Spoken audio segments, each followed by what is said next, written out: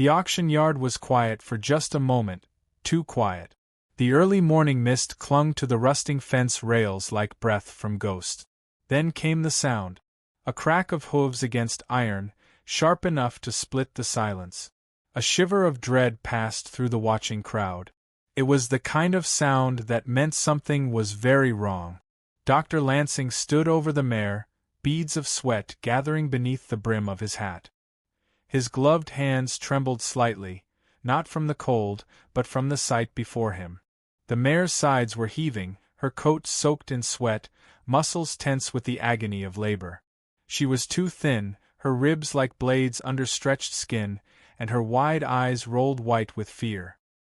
He opened his mouth to speak, to say something, anything, but no words came. Then, without warning, his knees buckled. A sharp gasp echoed from the onlookers as the veterinarian collapsed onto the straw-covered ground. The mare let out a guttural, primal scream. That's when everything unraveled. 4 hours earlier, Ella stepped out of her truck and into a world she both loathed and couldn't seem to leave behind. The Central Plains Horse Auction had once been a place she visited only for reconnaissance, to gather intelligence for animal welfare cases. But today she was here for something else, something that had clawed its way into her heart before she even met it. The tip-off had come from a former handler, an old trainer with a conscience who'd seen the mare days ago and knew she wouldn't survive the weekend. She was pregnant, very pregnant and barely alive. The man said, "She's got no business still standing. If someone doesn't take her, she'll die in that pen." Ella couldn't let that happen. The stench of manure and desperation filled the air. The auction was already in full swing. Men barked numbers while horses, drugged or broken, were pushed from one pen to another. Most of the buyers weren't here for pets or companions. These horses had one of two destinations: hard labor or slaughter. She moved quickly, bypassing rows of half-starved colts and battered mares until she found pen 9. There, in the farthest corner, barely visible behind 2 larger geldings, stood the mustang mare. Ella froze. The mare looked ancient, though she couldn't have been more than 6 or 7 years old. Her coat, once a proud desert gold, was matted with mud and filth. Her belly swelled round beneath her, too large for her narrow frame. She didn't lift her head as Ella approached, only gave a shudder and shifted her weight with a soft grunt. Ella whispered, "Soraya?" It wasn't the mare's name, not really. But it was what she'd decided to call her, after a warrior queen who endured exile and rose to rule again. A name for survivors. Soraya didn't respond, but her ears twitched at the sound of Ella's voice. "She's in labor," a voice said from behind her. Ella turned to see an auction hand, arms crossed, chewing on a toothpick with the bored expression of a man who'd seen too many lost causes. "She's not due for a week," Ella argued, her eyes fixed on the mare's trembling flanks. "Doesn't matter. She's not gonna make it," he shrugged. "Just like the last one. Collapsed and died in the trailer." Ella's throat tightened. "Then get me your vet." "Vet ain't here yet. He's stuck at the East Corral with a fractured yearling." "I don't care where he is. Call him." He scoffed and turned away. Ella dug into her coat, pulled out her phone, and called the number herself. By the time Dr. Lansing arrived 20 minutes later, Soraya had gone down on her side and was straining hard. Foam flecked her lips, and her legs scrabbled against the wood walls of the pen. "She's too weak," Lansing muttered, kneeling beside the mare. "She shouldn't be doing this now." "The baby. Can you help her?" Ella cut in. He looked at her. Really looked and nodded. "I'll do what I can. But if this goes south, it'll be quick." The auctioneer had noticed the commotion and strolled over, amused. "Seems we've got a show, folks," he called, grinning. "Popcorn's not included." Ella ignored him. Dr. Lansing worked quickly, assessing the mare's cervix, listening to her heartbeat, talking calmly to her in low tones. He instructed his assistant to bring in sterilized towels and hot water, like this was some old country barn and not a cold, filthy auction yard. "She's ready," Lansing finally said. "It's happening now." Ella knelt beside Soraya, pressing her hand to the mare's neck. "You've got this. Come on, girl. Just a little longer." And then the birth began. It started normally enough. A small hoof appeared, then another. Ella's breath caught when she saw them, white-tipped, delicate, perfect. But what came next made Dr. Lansing's voice catch in his throat. It wasn't just a head, it was two. One fully formed, the other smaller, misshapen, attached at an angle too odd to be natural. The foal's neck twisted as it emerged, and a low, strangled whimper escaped Ella's lips. The crowd around them, which had grown to over a dozen curious onlookers, gasped as one. Dr. Lansing staggered back a step, pale. "No," he whispered. "No, that's not." He didn't finish. His eyes rolled back and he dropped. The vet's assistant screamed. A man swore. Another woman backed away and yelled, "What is that?" The foal slipped into the world with a final heave from Soraya, hitting the straw with a thud. It writhed, breathing, alive. But silence fell. Deep, stunned silence. Ella didn't move at first. She stared, her mind racing to comprehend what she saw. The larger head moved gently, blinking, mouth searching for its mother. The smaller one hung useless, eyes closed, unmoving. Then instinct kicked in. She reached for a towel, wiping mucus from the foal's nose, gently clearing the airway.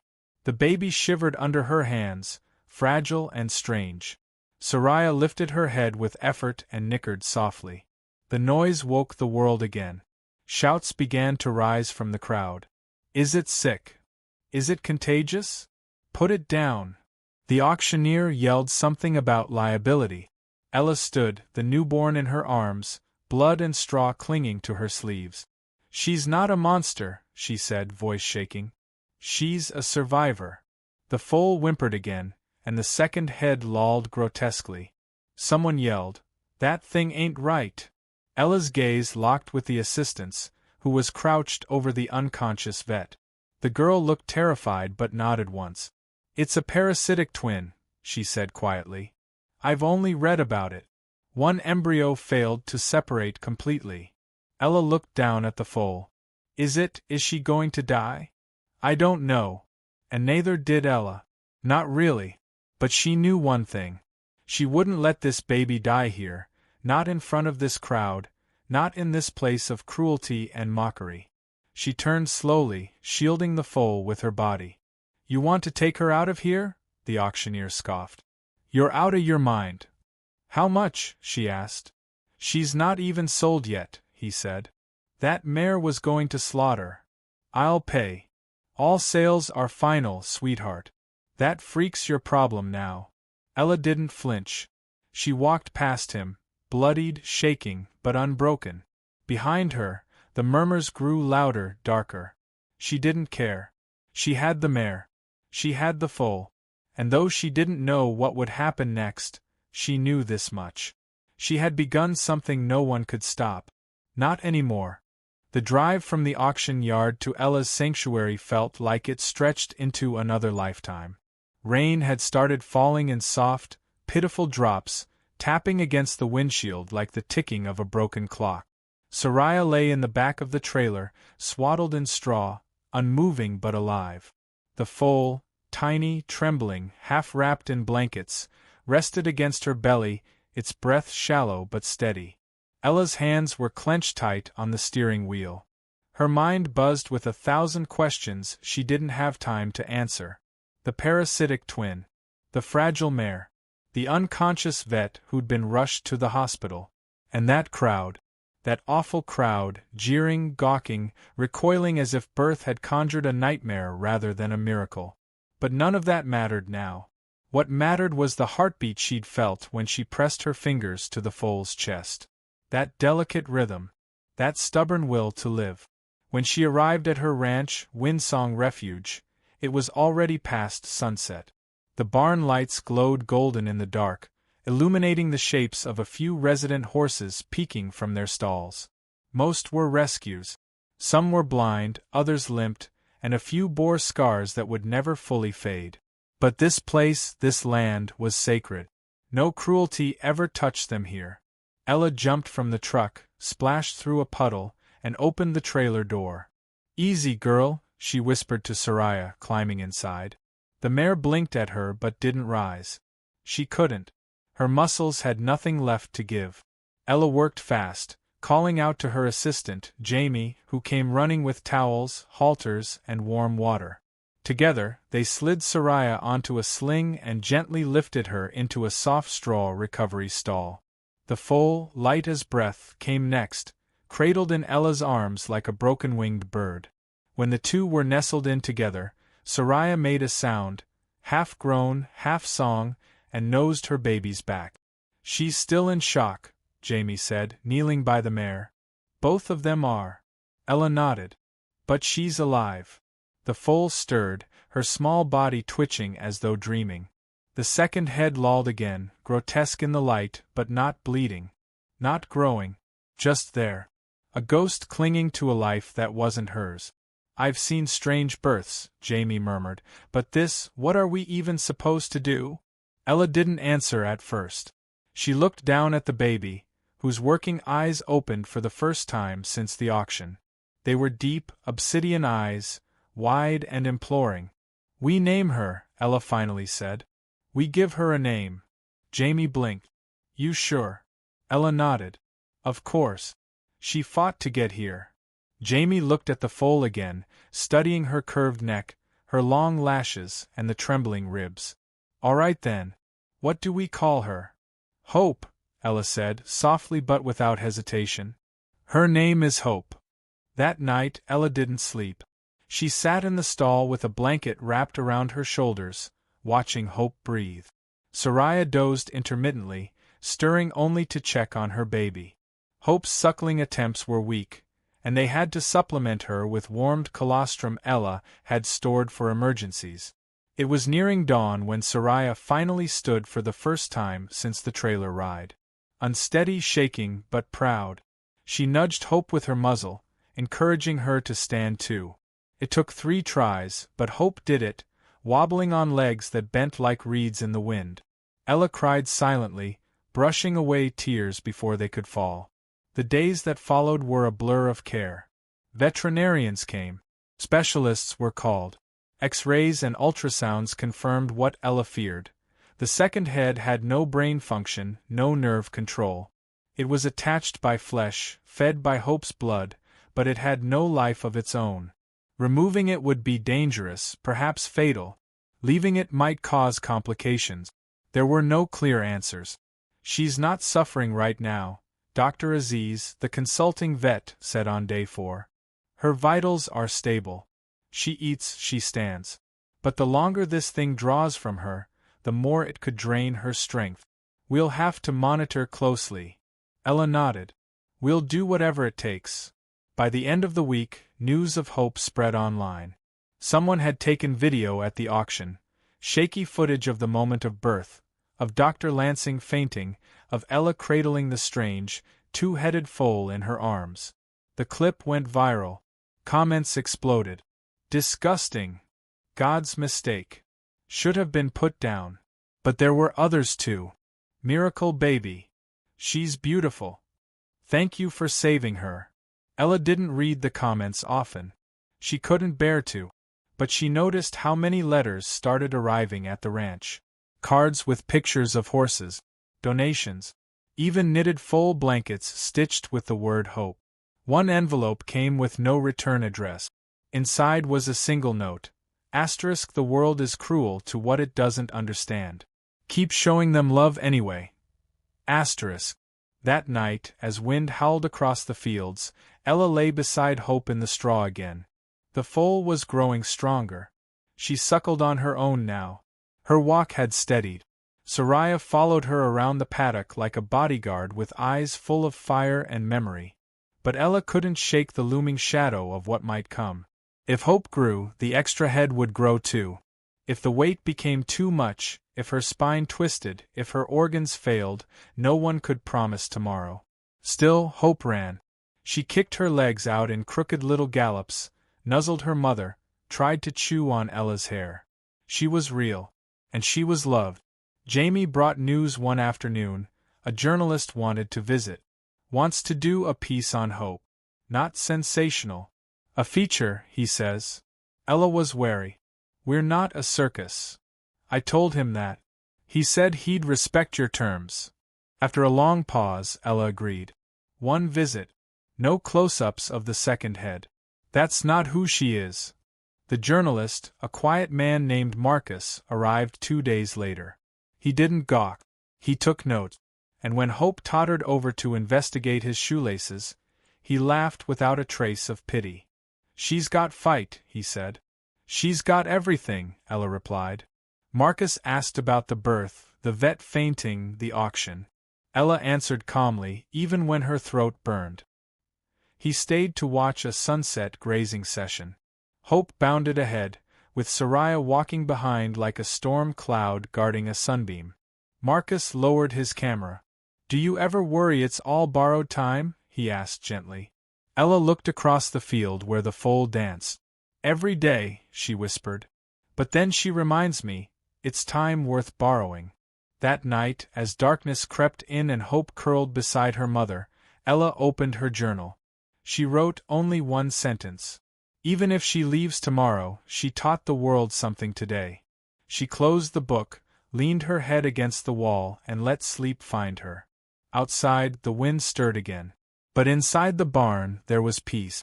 And just beneath the straw, Hope's tiny hoof shifted, ready to rise once more. It had been 3 weeks since Hope's birth, and although every day brought a mixture of awe and anxiety, the sanctuary had fallen into a rhythm, a fragile, precious balance. Ella rose before the sun, as she always had, but now her first steps were toward the recovery stall, where Soraya and Hope greeted her like the rising light itself. Hope had become a symbol, not just for Windsong Refuge but for something larger. People from all over the country began writing letters, sharing stories of survival, disability, and defiance in the face of expectations. The world had a way of turning its back on what it didn't understand, but in Hope many saw themselves. The foal's peculiar condition, rather than becoming her prison, was slowly becoming her platform. But time had sharpened more than just public attention. The burden on Hope's growing body was no longer theoretical. As the foal gained weight and energy, so too did the mass at her neck. The parasitic head, still unresponsive and lifeless, was now starting to shift unnaturally with her movements. Sometimes it twisted just enough to throw her off balance. Sometimes, mid-run, she stumbled and cried out in frustration. Ella noticed these changes with an ache she didn't show. Instead, she documented every detail in a worn leather notebook. Weight gain, eating patterns, balance, gait. She recorded every misstep and every triumph, trying to stay ahead of what might come. She also began quietly reaching out to surgeons, equine specialists, experimental teams, even a university program out of state. Most of them said the same thing: too risky, too early, too uncertain, One cold morning, Hope collapsed after a short run around the paddock. It wasn't dramatic, but it was different. Her legs folded awkwardly, and she remained still for too long. Ella ran to her, heart slamming against her ribs, and dropped to her knees in the grass. Hope opened her eyes, blinked slowly, and let out a soft, confused whinny. "Easy, baby," Ella whispered, stroking her trembling neck. "You're okay. I'm here." Soraya, frantic, circled them like a lioness. She snorted, pawed at the ground, and nuzzled her baby until Hope finally lifted her head and attempted to rise. It took 3 tries. But she stood. Still, something had shifted. Hope was no longer immune to gravity's cruelty. That night, Jamie found Ella sitting at her desk, staring at the computer screen with bloodshot eyes. "You haven't eaten," he said gently. Ella didn't respond. "I found a paper," she finally murmured, her voice low. "A study on a similar case. A foal born in Hungary. Parasitic twin. They operated at 5 months. It worked." Jamie leaned against the doorframe. "How many cases like that are there?" 3, maybe 4 documented. All risky. But this one, she made it. The foal lived. He crossed the room and sat beside her, glancing at the screen. Photos of the surgery were graphic, clinical, but beneath the science there was something undeniably human. "Oh, do we try?" Jamie asked. Ella hesitated. If we wait too long, the mass could interfere with her spine. Her heart might not keep up. If we go too soon, she might not survive the procedure. Jamie let out a slow breath. And doing nothing? She'll suffer. There was no map for a path like this. Just instincts and data. Courage and fear. The next day, Ella called Dr. Aziz. "We need to schedule the surgery. I want a full team. I'll fly whoever you recommend. Money isn't the issue." The vet was quiet for a long moment. "You know what's at stake." "I do," she said. But so does she. The news of the upcoming surgery spread quickly. The sanctuary's social media post announcing it went viral overnight. Donations surged. Volunteers offered meals, blankets, and prayers. But even amid the kindness, there were those who questioned it all. Why save a foal that isn't normal? You're risking her life for vanity. She should have been put down the moment she was born. Ella read each message. Not to punish herself, but to understand what Hope was up against. Not just in her body, but in the world. 2 nights before the scheduled surgery, Ella walked the fields alone. The stars hung low and brilliant, and the air tasted of coming frost. From the barn, she could hear Soraya's occasional huffs and Hope's tiny hoofbeats as she shifted in the straw. As she reached the top of the hill overlooking the ranch, she stopped. This place, this quiet, defiant patch of land, had seen the broken become whole again. Horses that arrived afraid to be touched now dozed with children. Once starved Mares had grown plump and fierce. But none had carried the weight Hope did. And none had changed Ella the way this foal had. Behind her, she heard a crunch of grass. "Jamie, I knew you'd be out here," he said, hands buried in his coat pockets. Ella didn't turn. "I'm scared, Jamie. I know.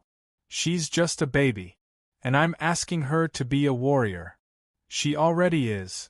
They stood in silence for a while, breath fogging in the moonlight. "Do you think she understands?"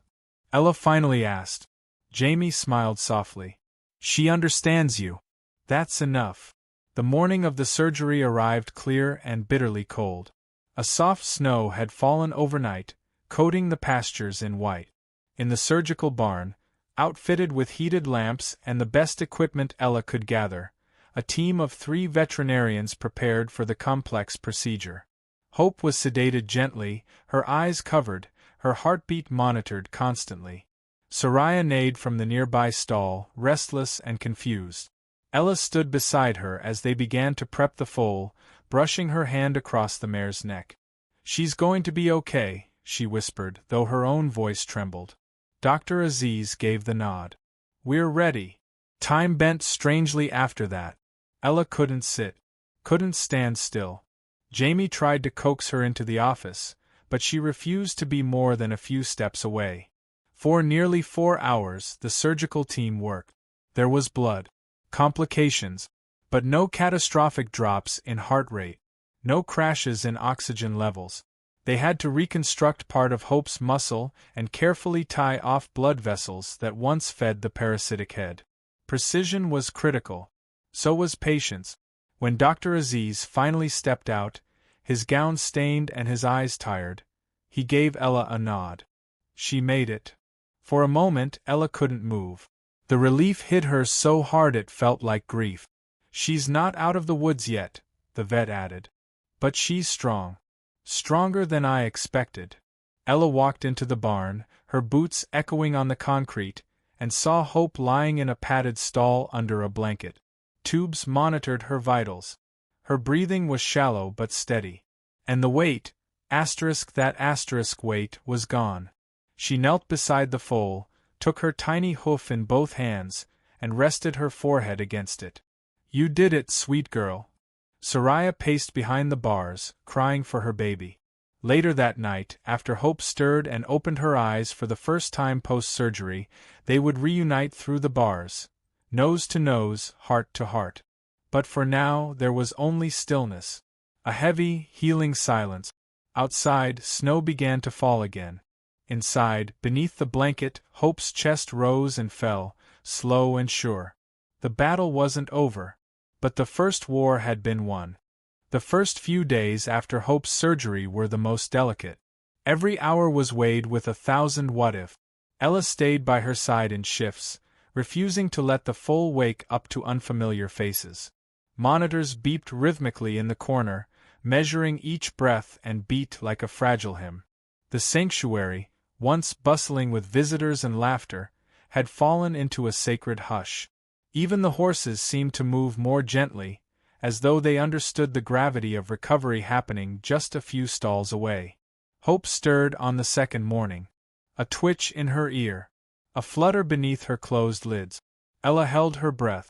Then, slowly, her eyes opened, glazed and confused, but undeniably alive. Jamie entered just in time to see it. "She's awake." Ella nodded, a tear tracing the line of her jaw. "She's here." The sedation wore off in waves. Hope couldn't stand at first. Her muscles, sore and uncertain, trembled with the effort of even slight movements. Ella spoke softly through it all, her voice the rope Hope clung to in that sea of discomfort. Soraya remained nearby, kept apart by a gate for the sake of safety, but she whinnied constantly, her maternal instincts raging against the barrier. When Dr. Aziz returned for the follow-up that afternoon, he examined Hope meticulously, pressing gently at the surgical site, checking her eyes, pulse, and responsiveness. Then he smiled. "She's fighting," he said. "I think she's going to surprise us all." But surprises, Ella had learned, came in every shape. On the fourth night, Hope collapsed again. It was sudden. One moment she was attempting to stand, and the next she was down, her breathing ragged. The emergency lights were triggered. Ella and Jamie rushed in while the team prepared for resuscitation. For a few terrible seconds, it seemed the impossible had finally come to pass. Then Hope blinked. A low grunt escaped her throat. Her legs twitched, and, with a heave of effort that stole the breath from the room, she sat up again. She overexerted, Dr. Aziz said after checking her vitals. But her heart held. That's huge. Still, the event was a sobering reminder. Healing wouldn't come quickly. It would take not just strength, but caution, something Hope, with her spirited nature, often forgot. The very fire that had kept her alive could also burn too bright if left unchecked. As the days passed, the foal's progress turned into a series of small miracles. Each moment, her first steps without wobbling, her first playful nip at her mother, the first time she let out a full, joyful whinny, was a celebration. Soraya never left her side again. Once reintroduced, the mare became both shield and teacher, nudging Hope away from anything that might exhaust her and standing watch through the long nights. News of her recovery reached beyond the sanctuary walls. Television crews requested interviews. A children's hospital reached out to ask if Hope could one day visit. A filmmaker from Los Angeles wanted to document the story. But Ella, for all the world's sudden fascination, remained focused on the horse herself. This wasn't about attention. It wasn't about redemption in the public eye. It was about a creature who had fought to live when everything, including the biology of her own birth, had said she shouldn't. One morning, nearly a month post-surgery, Ella walked into the pasture with a halter in hand. Hope, now taller and more balanced, cantered awkwardly but happily toward her, ears perked. The difference was striking. Without the parasitic head, her gait was smoother. She leaned into turns. She was learning who she was without the weight she'd never chosen. "You ready?" Ella asked, kneeling to fasten the halter. Hope pawed the ground, impatient. They walked together for nearly 20 minutes, side by side. Ella didn't guide much. She let Hope lead. As they rounded the eastern fence line, Jamie joined them on horseback, Soraya in tow. "Good day?" he asked, offering Ella a smile. "Best one yet," she replied, eyes on the foal who now pranced with cautious pride. Together, the trio moved across the field, a woman, a stallion, and a miracle in motion. The wind picked up, cold but sweet, rustling the nearby pines. For a moment, everything felt aligned. But there were still decisions to make. That night, Ella sat in her office with a letter in her hand. It was from the Veterinary Board. They were requesting that Hope's case be presented at an international conference. Her condition, her surgery, her survival, it was a precedent now. A case study for the impossible. Ella looked at the second envelope. A formal inquiry from a special needs therapy ranch 3 states away. They asked if Hope, once older, might become part of a program working with disabled children. They believed her story could change lives. Ella folded both letters carefully and tucked them into the drawer. She wasn't ready to decide yet. Hope was still growing. Still learning the boundaries of a world that had tried to define her before she'd ever stood on her own 4 feet. There was time. One crisp morning weeks later, the sanctuary hosted a Day of Hope. Families, supporters, and volunteers gathered under banners and tents, sharing stories, laughter, and food. Children lined up near the pasture, waiting to see the horse whose story had become a beacon of light for so many. When Hope was finally let out, the crowd fell silent. She was still small for her age, her back legs slightly knock-kneed, but her eyes were bright. Her coat gleamed in the sun.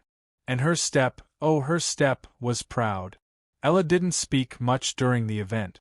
She stood back and watched, arms folded, heart full. A boy in a wheelchair, no older than 8, reached out gently as Hope passed. The foal, unafraid, leaned into the touch. Their eyes met. Something passed between them, an understanding forged not from pity, but from parallel stories.